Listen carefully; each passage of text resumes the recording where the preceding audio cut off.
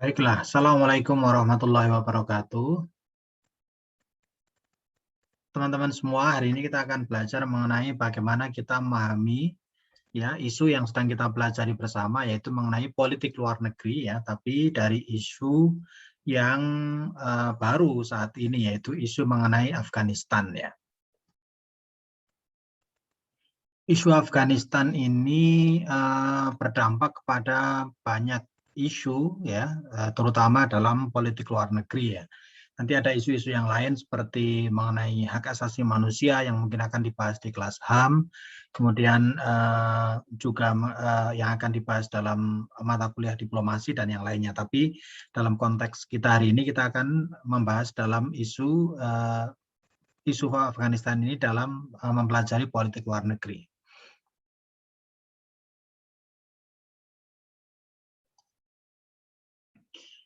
Nah, kemenangan Taliban di Afghanistan ya menjadi topik yang paling menarik di tahun 2021 ini ya.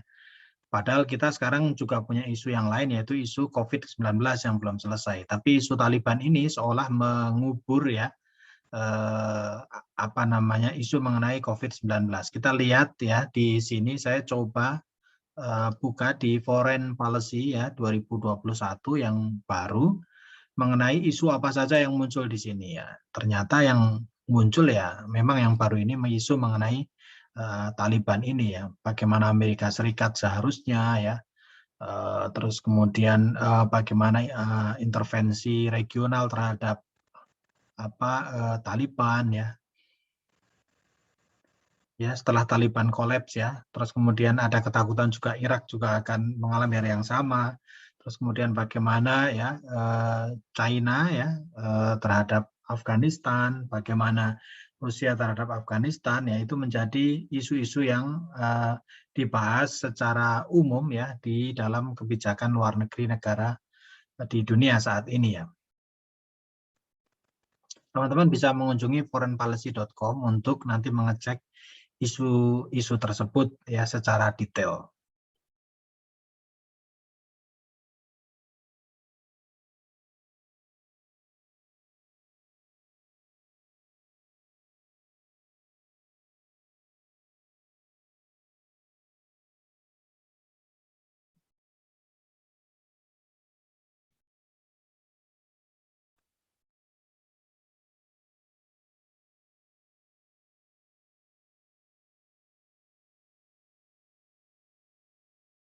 Nah, saya coba mengambil screenshot ya dari isu yang tadi ada di Foreign Policy ya.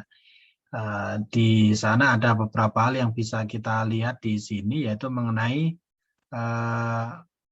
isu Afghanistan ini dianggap tidak menghancurkan kredibilitas Amerika Serikat. Ya, misalnya ini yang ditulis oleh Stephen Walt ya. Jadi penarikan pasukan Amerika Serikat ya dari Afghanistan itu tidak menurunkan kredibilitas Amerika Serikat. Kemudian juga ada isu yang mengenai bagaimana Rusia ya yang dianggap mungkin menang di Asia Tengah ya, tetapi itu juga akan mengorbankan perdamaian ya di sana gitu. Ditulis oleh Jack Losh ya. Terus kemudian ada Adam Weinstein yang menulis ya, Nobody wins in Afghanistan. Tidak ada yang menang di Afghanistan.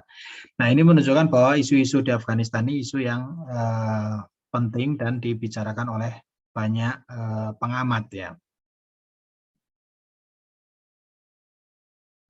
Nah, pertanyaan untuk isu Afghanistan ini berkaitan dengan politik luar negeri ya, saya coba buat pertanyaan-pertanyaan yang bisa muncul ya. Misalnya kita sebagai orang Indonesia punya pertanyaan mengenai bagaimana sih sebenarnya politik luar negeri Indonesia nanti ya terhadap Afghanistan setelah Afghanistan dikuasai oleh Taliban gitu.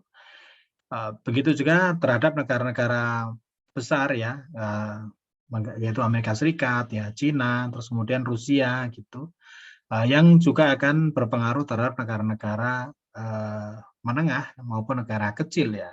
Soalnya kita juga punya pertanyaan ya, apakah bagaimana politik luar negeri Amerika Serikat terhadap Afghanistan setelah dikuasai Taliban gitu. Kemarin Amerika Serikat menarik pasukannya ya dari Afghanistan itu, tapi tidak mengira bahwa Taliban akan menguasai Afghanistan. Gitu. Tapi sekarang setelah Taliban menguasai Afghanistan, gitu, apakah Amerika Serikat akan kembali ya ke medan pertempuran di Afghanistan? Saya kira itu pertanyaan yang juga penting dan ditanyakan berkali-kali ya. Kemudian kita juga menanyakan bagaimana politik luar negeri Cina terhadap Afghanistan. Setelah Afghanistan itu dikuasai oleh Taliban gitu, apakah Cina menyambut baik ya, hangat gitu.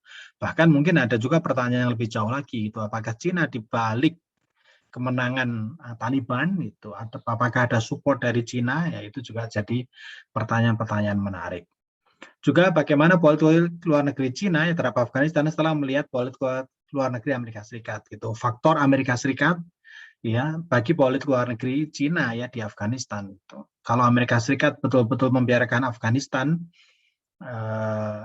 menentukan nasibnya sendiri ya, tidak kembali ke Afghanistan gitu, apakah Cina akan mengambil tindakan dekat dengan Afghanistan atau menjauh dari Afghanistan? Kemudian kita juga punya pertanyaan yang sama terhadap Rusia ya. Bagaimana politik luar negeri Rusia terhadap Afghanistan ya setelah dikuasai Taliban ya. Dulu Uni Soviet punya sejarah panjang dengan Taliban ya, konflik yang sangat panjang. Kemudian kita punya pertanyaan apakah Rusia punya interest ya, kepentingan terhadap Afghanistan atau tidak gitu. Begitu juga bagaimanakah politik luar negeri Rusia ya di Afghanistan setelah dikuasai Taliban, setelah melihat faktor Amerika Serikat dan Cina. Jadi sikap Amerika Serikat dan sikap Cina itu apakah akan menjadi faktor determinan dalam politik luar negeri Rusia. Nah, dalam mempelajari hal ini kita bisa menggunakan level of analysis ya, yaitu bagaimana cara kita untuk memahami politik internasional melalui pendekatan level of analysis. Saya kira teman-teman juga mendapatkan bahan ini melalui kelas teori hubungan internasional ya, atau mungkin sudah diperkenalkan sejak pengantar ilmu hubungan internasional. Kenneth Waltz ya menyebutkan ada 3 level analisis, yaitu level individu, level negara, level internasional. Jadi untuk melihat sebuah persoalan ya, kita bisa melihatnya dari level individu, ya level negara, kemudian level internasional. Itu menurut Kenneth Waltz ya. Kemudian Muhtar Masud itu membuat 5 level analisis, yaitu level individu, level kelompok, level negara, level regional ya, kemudian level sistem internasional. Nah, Muhtar Masud juga menulis satu lagi chapter di situ di bukunya, yaitu mengenai holistik ya. Yaitu bagaimana kita menganalisis semua level untuk mengetahui sebuah persoalan di dalam politik internasional. Maksud dari level of analysis ini adalah untuk menyederhanakan ya pertanyaan yang kita miliki gitu. Karena persoalan internasional itu begitu kompleks ya, kita bisa mempertanyakan itu melalui level of analysis gitu.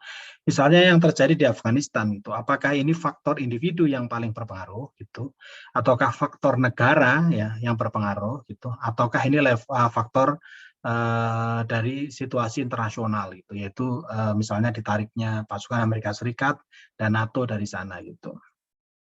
Atau kalau kita menggunakan level analisisnya Prof. Muhtar Masud ya, kita bisa menggunakan misalnya level kelompok ya di situ gitu. Kalau kita lihat di sana ya, apakah level kelompok itu yaitu kelompok Taliban yang betul-betul sangat berpengaruh gitu dalam perubahan konstelasi politik internasional di sana gitu.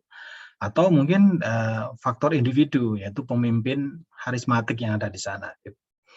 Nah, itu semua pertanyaan-pertanyaan itu bisa kita coba ajukan gitu ke dalam sebuah persoalan politik internasional.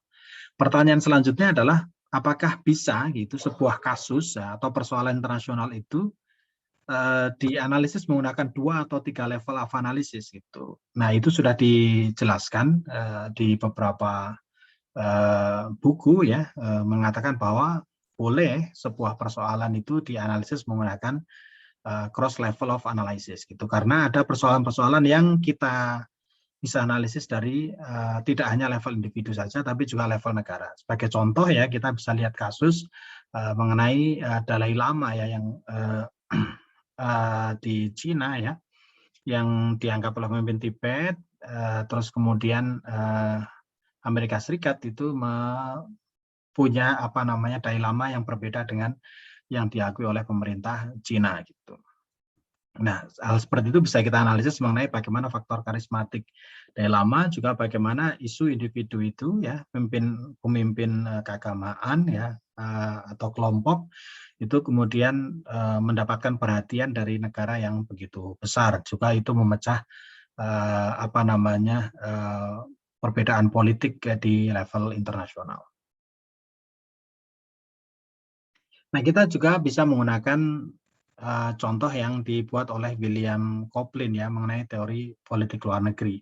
Di sana ada 3 faktor determinan dalam politik luar negeri ya, di dalam yang ditulis oleh Coplin.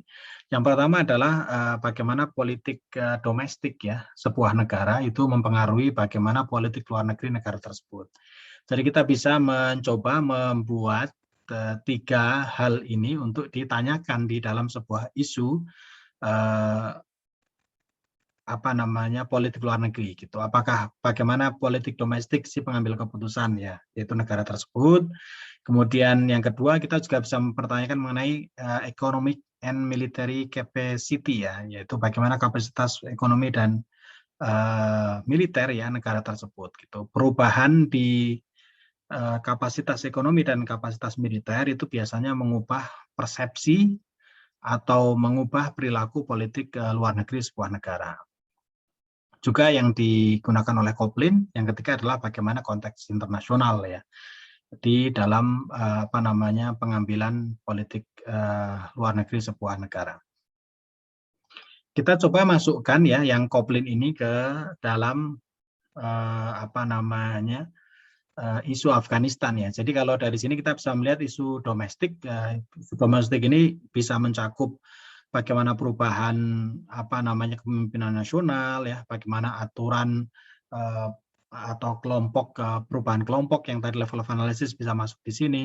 Kemudian economic and military capacity ini masuk ke level negara. Kemudian internasional konteks ini bisa mewadahi regional and international image ya, atau internasional sistem tadi. Nah, kita masuk ke isu ya, saya hanya gunakan satu saja, Amerika Serikat. Nanti teman-teman silakan mencoba untuk memasukkan itu dalam konteksnya Rusia, kemudian konteksnya Cina, juga mungkin teman-teman bisa masukkan itu dalam konteks bagaimana politik luar negeri Indonesia ya. Kita lihat di sini ya, bagaimana kalau pertanyaan pertama yaitu mengenai bagaimana politik domestik si pengambil keputusan, yaitu Amerika Serikat ya.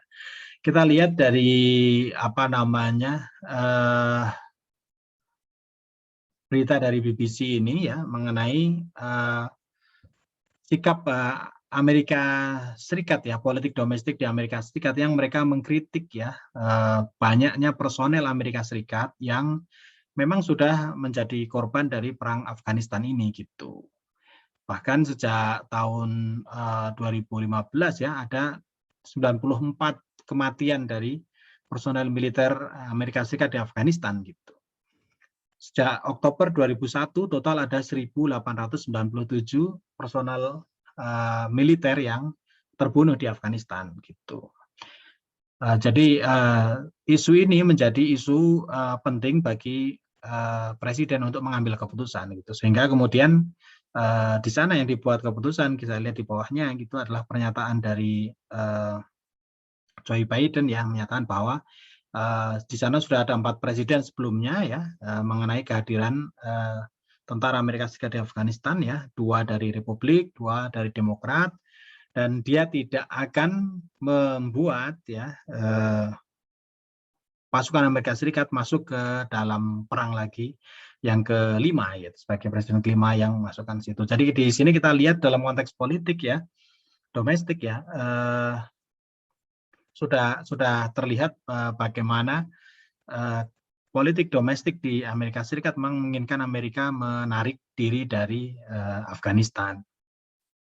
Lalu pertanyaan yang kedua yaitu mengenai bagaimana kapasitas ekonomi dan militer ya Amerika Serikat. Saya kira kalau dari kapasitas ekonomi dan militer ya Amerika Serikat secara ekonomi masih bagus ya, secara militer juga bagus. Tidak banyak berubah di dalam konteks kapasitas ekonomi dan militer ya oleh Amerika Serikat. Gitu. Yang berubah di sana adalah orientasi ekonomi yang lebih ke dalam sejak era kepemimpinan Trump. Kemudian yang ketiga, bagaimana konteks internasional ya. Saya kira itu juga jadi pertanyaan penting untuk Amerika Serikat ya dalam menarik pasukannya dari Afghanistan. Ya, kita menunggu sekarang apakah Amerika terpengaruh dengan konteks internasional yang juga meminta agar Amerika Serikat tetap berperan di Afghanistan gitu. Ada beberapa hal yang disampaikan dalam konteks internasional. Yang pertama adalah kemungkinan Afghanistan menjadi ya tempat untuk terorisme baru ya, sarang terorisme baru gitu. Kemudian yang kedua juga pelanggaran-pelanggaran hak asasi manusia yang mungkin akan terjadi di Afghanistan gitu. Karena pemerintahan Afghanistan yang baru di bawah Taliban itu tidak memperhatikan isu-isu hak asasi manusia. Nah, konteks internasional ini sekarang sedang dalam kontestasi ya, didiskusikan oleh Amerika Serikat ya, apakah Amerika Serikat yang selama ini menjunjung demokrasi, menjunjung hak asasi manusia gitu akan membuat keputusan baru berkaitan dengan ini gitu. Tapi kalau kita lihat dari yang sekarang dilakukan oleh pemerintah Amerika Serikat, mereka firm yakin bahwa menarik pasukan dari Amerika Serikat, menarik pasukan dari Afghanistan itu adalah langkah yang paling tepat yang bisa dilakukan oleh Amerika Serikat. Nah, setelah kita bicara mengenai Amerika Serikat ini, ya saya minta nanti kita teman-teman ya mempertanyakan ketiga hal ini ke negara-negara yang tadi kita sebutkan, yaitu pertama ke China, kemudian ke Rusia, ya, kemudian kita juga mempertanyakan itu ke dalam negeri kita, yaitu ke Indonesia gitu. Apakah faktor domestik? Bagaimana faktor domestik Indonesia ya, bagaimana kapasitas ekonomi dan militer Indonesia, dan bagaimana konteks internasional.